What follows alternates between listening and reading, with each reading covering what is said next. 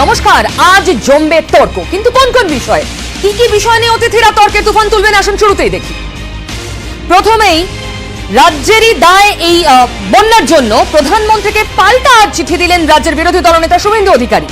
দ্বিতীয় ইস্যু কোন দিকে আমরা নজর রাখবো, সংসদে পেগাসাসে বিরোধীদের কড়া আক্রমণ করেছেন মোদী, কি বলেছেন তার তর্জমাও হবে। এরপর সত্যি হলে পেগাসাস নিয়ে অভিযোগ গুরুতর বলছে কে, দেশের সর্বোচ্চ আদালত সুপ্রিম কোর্ট। 4 নম্বর ইস্যু, লাভজনক তা সত্ত্বেও অনেক ব্যাংকই ব্যাংক ফর সেল কেন, গুরুতর বিষয়ে। এছাড়াও আমরা নজর রাখবো ভ্যাকসিন চেয়ে প্রধানমন্ত্রীকে চিঠি দিলেন মুখ্যমন্ত্রী এবং একই সঙ্গে তিনি স্কুল খোলার সম্ভাবনার কথাও জানালেন। আসলে আমরা সব বিষয়ে আলোচনা করব। অতিথি আলাপের আগে কি বলেছেন শুভেন্দু অধিকারী, চিঠিতে কি লিখলেন এবং কেনই বা তার এই ভার্সন আজ, যখন গতকাল মেনে নিয়েছিলেন কার্যত মোদী, দেখি।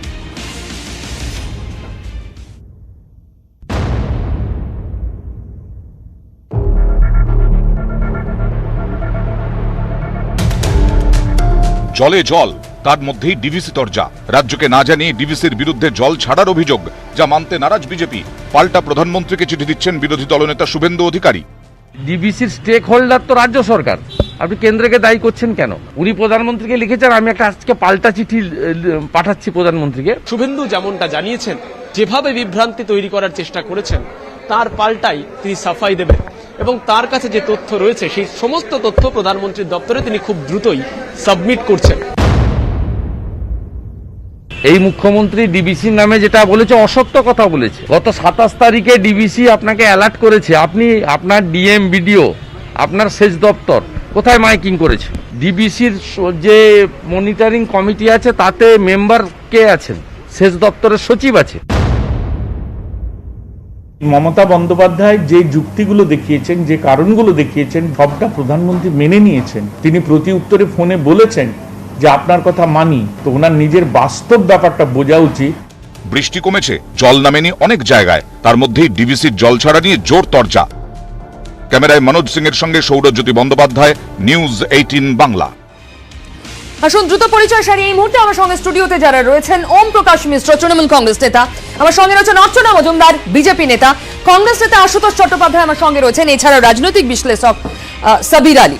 আমরা প্রত্যেকের সঙ্গে কথা বলবো। শুরুতেই আমি রিমাইন্ডার দেবো আমাদের প্রত্যেক অতিথিকে প্লিজ সংক্ষিপ্ত বক্তব্য রাখবেন, অনেকগুলো বিষয় আমাদের আলোকপাত করতে হবে এবং প্রিসাইজলি কথা বলবেন, ওভারল্যাপিং না করে। আমি শুরুতেই আসি বিজেপির প্রতিনিধির কাছে, অর্চনাদির কাছে। তবে এই গতকালের টুইটটা রেফার করে, যে যা পিএমও থেকে করা হয়েছিল, মুখ্যমন্ত্রী পিএম কে সরাসরি ফোন করার পর PM Narendra Modi spoke to WBCM, মানে ওয়েস্ট বেঙ্গলের মুখ্যমন্ত্রী, on the flood situation caused by water discharge from dams in parts of the state. আমি আবার রিপিট করছি এই ফ্রেজটা, caused by water discharge from dams in parts of the state. এটা যখন PMO থেকে বলা হচ্ছে টুইট করে, মানে কার্যত এটা স্বীকারোক্তি। মমতা বন্দ্যোপাধ্যায় যা বলছেন কার্যত মেনে নিলেন প্রধানমন্ত্রী। তারপরে আজকে শুভেন্দু অধিকারী কি কথা বলছেন, মমতা অসত্য বলেছেন, এটা কি শুধুই রাজনীতি করার জন্য? আমি বলবো? হ্যাঁ, দেখুন, আমাদের মাননীয় মুখ্যমন্ত্রী 12 বছর আগে যখন অপোজিশন লিডার ছিলেন, তখনও তিনি ম্যানমেড বন্যা এইসব কথাবার্তা বলতেন, ওনার বলা অভ্যেস আছে। ডিবিসি কিন্তু নিয়ম মেনেই জল ছেড়েছে এবং ডিবিসির মেম্বার আমাদের সেক্রেটারি আমাদের স্টেটের, সুতরাং ছাড়া দেখেনি, এটা হয়নি। 2 নম্বর হলো রাজ্যের সেচ ব্যবস্থা বিপর্যস্ত, রাজ্যের বালির বস্তা ফেলে বাঁধ নির্মাণ হচ্ছে। কোনো জায়গায় আপনি পাবেন না যে বালির বস্তা ফেলে, মাটির বস্তা ফেলে বাঁধ নির্মাণ। বাঁধগুলো অটোমেটিক্যালি ভেঙে যাচ্ছে, নিতে পারছে না।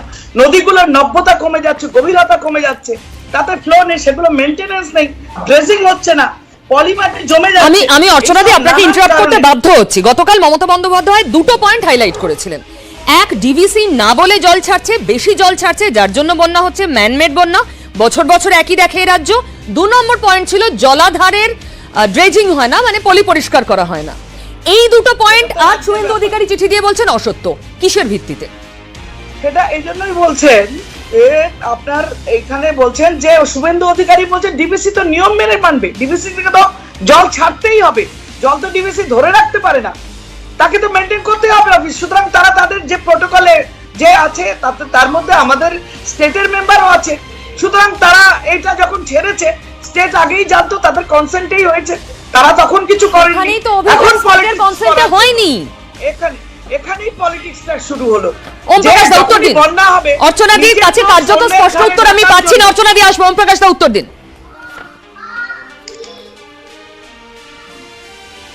এটা খুবই দুর্ভাগ্যজনক যে রাজ্যের যে সার্বিক বন্যা পরিস্থিতি, সেই পরিস্থিতি মোকাবিলা করবার জন্য যে সমস্ত প্রচেষ্টা করা হচ্ছে সেগুলিকে লঘু করে দেখানোর একটা অপচেষ্টা। আর এটা সবাই জানি আমরা যে বৃষ্টির উপর আমাদের নিয়ন্ত্রণ নেই, কিন্তু যেই সমস্ত ড্যাম আমরা সৃষ্ট করি সেইগুলির ড্যামগুলির রক্ষণাবেক্ষণ করা, সেগুলিকে মডার্নাইজ করা, স্লিটগুলিকে পরিষ্কার করা, এটা কিন্তু দায়িত্ব কর্তব্যের মধ্যে পড়ে। তাই জন্য মুখ্যমন্ত্রী 2015 সালেও লিখেছিলেন যে ডিভিসির কাজে আর ডিভিসি যেই সমস্ত সংস্কার প্রয়োজন তার অ্যাসেটগুলির সেই সম্পর্কে বলেছিলেন, কিন্তু কেন্দ্রীয় সরকার এই ব্যাপারে সম্পূর্ণ উদাসীন এবং এই জন্যই বাধ্য হয়েই আমরা বলেছি যে এটা ম্যানমেড ডিসাস্টার। অর্থাৎ যদি কেন্দ্রীয় সরকার, water resources minister at the centre, তারা যদি এটা আলোকপাত করতেন তাহলে আজকে এই পরিস্থিতি হতো না। তাই আমি তা সত্ত্বেও বলবো যে রাজ্য সরকার প্রচেষ্টা করছে, সেই প্রচেষ্টা আর কি অতি অবশ্যই আর কি সবার সমর্থন প্রয়োজন এবং তার জন্য আর কি প্রধানমন্ত্রী কথা বলেছেন, খুব ভালো কথা। প্রধানমন্ত্রী কার্যত দপ্তর সেটা স্বীকার করেছে, খুব ভালো কথা। কিন্তু পাশাপাশি এটাও মনে রাখতে হবে আগামী বছরেও কিন্তু আবার সমস্যা আসতে পারে। তাই জন্য ডিভিসির অ্যাসেট সংস্কারের দিকে কেন্দ্রীয় সরকারের কিন্তু মনোযোগ যাওয়া উচিত। ওম প্রকাশ দা, শুভেন্দু অধিকারী খুব স্পষ্টভাবে মেনশন করেছেন, অর্চনা দিয়ে আসবো, ডিভিসির ওপর দায় চাপিয়ে দেওয়া হচ্ছে, কিন্তু ডিভিসির স্টেক হোল্ডার তো এই রাজ্য, এ তো ফ্যাক্ট।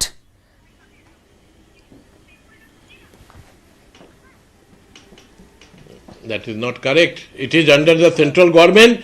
স্টেট গভর্নমেন্টের কিছু রিপ্রেজেন্টেটিভ সেখানেও থাকেন, কিন্তু তারা আর কি অপারেশনাল পার্ট বা সেটা আর কি যেই ধরনের আর কি স্যাংশনসটা প্রয়োজন সেটা তারা সুনিশ্চিত করতে পারবেন না। বারবার করে তাদের পক্ষ থেকে বলা হয়েছে the responsibility of the central government. এবং সেখানে স্টেক হোল্ডার মানে কি, যেই মিটিংয়ে সবাই প্রেজেন্ট আছে সবাইকে আপনি স্টেক হোল্ডার বলতে পারেন, অতি অবশ্যই আমরা স্টেক হোল্ডার, কিন্তু ইস্যুটা হচ্ছে যে this comes under the responsibility of the central government. DVC is under the central government. সেই জায়গাটাকে অস্বীকার করে আর কি কোনো কথা বলার কোনো মানে হয় না। অর্চনা দি খুব দ্রুত। হ্যাঁ, দ্রুত ব্যাপারটা এরকম হচ্ছে যে উনি যেটা বললেন যে রাজ্যের দায় নেই, রাজ্য জানে না, মিটিং এ উপস্থিত থাকলেও রাজ্যের প্রতিনিধি কিছু দায় দায়িত্ব পালন করেন না, কোনো কিছু কন্ট্রোল করেন না, তার কিছু বক্তব্য নেই, এটা আমি মানতে পারছি না, প্রথম কথা। দ্বিতীয় কথা, যে পশ্চিমবঙ্গে 1 ঘন্টা বৃষ্টি হলে কলকাতা দমদম জলের তলায় ডুবে যায়, 3 দিন 4 দিন মানুষের দুয়ারে নর্দমার জল প্রকল্প শুভেন্দু অধিকারী বলেছে। এখানে নর্দমার জল না, এখানে নিকাশি ব্যবস্থা, কোন রকম মেইনটেনেন্স, কোন রকম নিকাশি ব্যবস্থা দেখাশোনা, মানুষের সুবিধা দেখার ব্যবস্থা পুরোপুরি একেবারে ভেঙে পড়েছে। ওম প্রকাশ দা, দুয়ারে নর্দমার জল প্রকল্প শুভেন্দু আগে অভিযোগ করেছেন, আজ আরো একবার বলেছেন, সুতরাং এই তারা জায়গা থেকে ডিভিসির দাঁড়িয়ে উপর দায় কি করে চাপায়? দেখুন না, নগরায়নের সমস্যা সব জায়গায় রয়েছে, অতি অবশ্যই আমাদের রাজ্যেও রয়েছে। তবে পাশাপাশি এটা ঠিক যে এখানে একটা সতর্ক এবং অত্যন্ত প্রহরী হিসাবে কাজ করছে রাজ্য প্রশাসন, ভালো কাজ করছে। অসুবিধার জায়গাগুলি রয়েছে, অন্যান্য রাজ্যের তুলনায় সেটা কিন্তু অপেক্ষাকৃতভাবে কম, কিন্তু আরো কাজ করতে হবে, এই নিয়ে আমাদের কোনো সন্দেহ নেই এবং সেটা অতি অবশ্যই আমরা করব। এবং কেন্দ্রীয় সরকারের কোনো সাহায্য সহযোগিতা যেটা প্রাপ্য সেটা কিন্তু আমরা অন্যান্য রাজ্যের মতো পাচ্ছি না। এবং এই ক্ষেত্রে গত 7 বছর ধরে কেন্দ্রীয় সরকারের গতকাল কিন্তু মমতা বন্দ্যোপাধ্যায় ফোন করার পরেই টুইটে আশ্বাস দিয়েছিলেন নরেন্দ্র মোদী, সুতরাং খুব দ্রুত রিঅ্যাক্ট করেছেন। যে অভিযোগ আপনারা লাগাতার সব ইস্যুতে করে থাকেন প্রকাশ দা, আমি জানি না এক্ষেত্রে তা কতটা প্রযোজ্য, তবে আজ নরেন্দ্র মোদী নিজে অত্যন্ত কড়া অবস্থান নিয়েছেন, খুব তীব্র ভাষায় তিনি বিরোধীদের আক্রমণ করেছেন। পেগাসাস ইস্যুতে যেভাবে অচল হয়ে রয়েছে সংসদ, দেখুন। के अंतर्गत 2009 कार्य योजना में क्या प्रगति हुई है?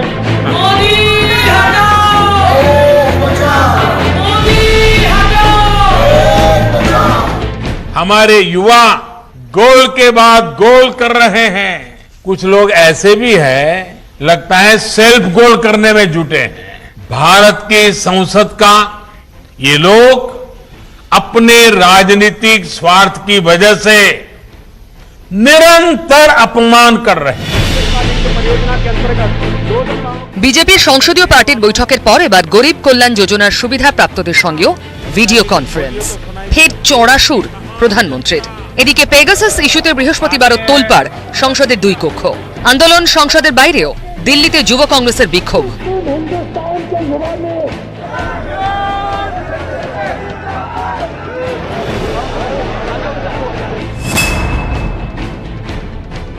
नरेंद्र मोदी का काम हिंदुस्तान की सच्चाई को छुपाने का, दबाने का है। नरेंद्र मोदी जी ने पेगासस को आपके फोन के अंदर डाला है। पेगासस का स्टेटमेंट हुआ तो मंत्री के सामने उसको फाड़ के फेंक दिया गया, उनके स्टेटमेंट को। कोई गंभीरता नहीं है। आज तक कोई एविडेंस दिया है?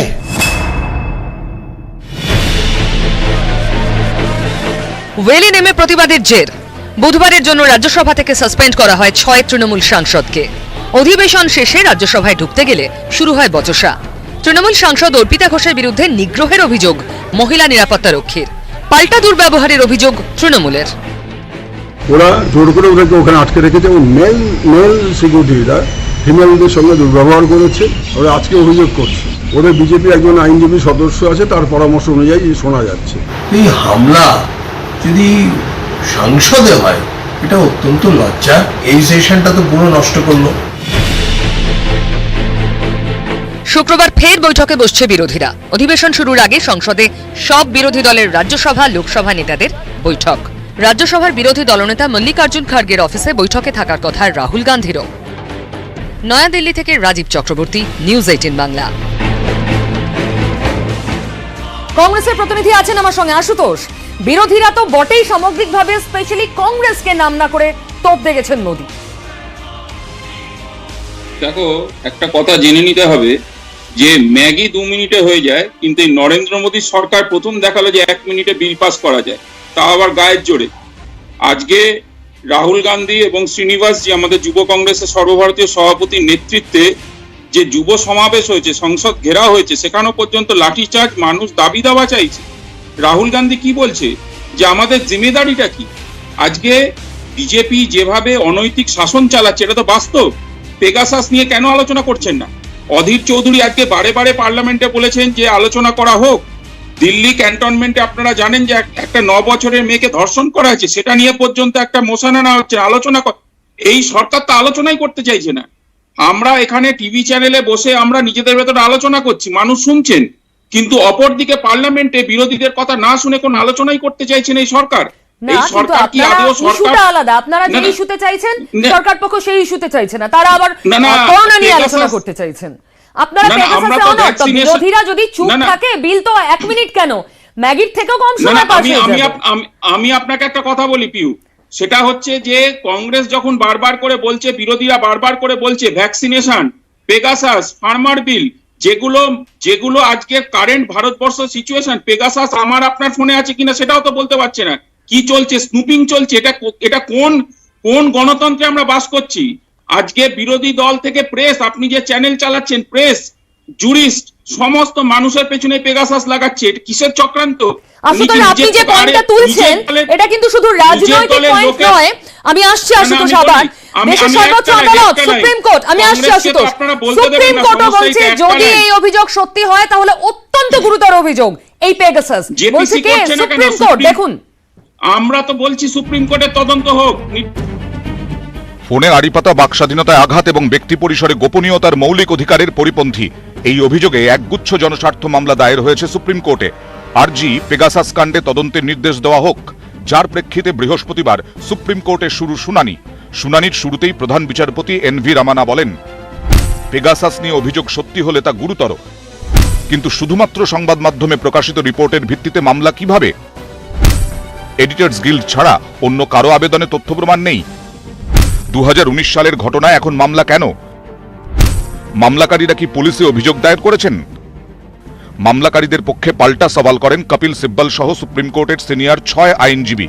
মামলাকারীদের পক্ষে কপিল সিব্বলের সওয়াল, পেগাসাস কাণ্ড গণতন্ত্রের মর্যাদা, মূল্যবোধ এবং গোপনীয়তার অধিকারের অপমান। ফোনে আড়িপাতার কথা জেনেও কেন ব্যবস্থা নেয়নি কেন্দ্র? এই স্পাইওয়্যার কারা কিনেছে? সিনিয়র আইনজীবী CU সিং আদালতে জানান, আন্তর্জাতিক সংস্থার ফরেনসিক তদন্তের পরেই জানা গেছে কারা টার্গেট। আরেক সিনিয়র আইনজীবী অরবিন্দ দাতার আদালতে জানান, এক্ষেত্রে FIR এর কোনো সুযোগ নেই। এ নিয়ে কেন্দ্রকে তাদের বক্তব্য জানানোর জন্য এদিন জোরালো সওয়াল করা হয়। সুপ্রিম কোর্ট নির্দেশ দেয় 9 মামলাকারীকেই তাদের অভিযোগের হলফনামার কপি কেন্দ্রকে পাঠাতে হবে। বিচারপতিদের মতে কেন্দ্রকে যুক্ত না করে শুনানি সম্ভব নয়। পরবর্তী শুনানি 10ই অগস্ট। নিউজ 18 বাংলা।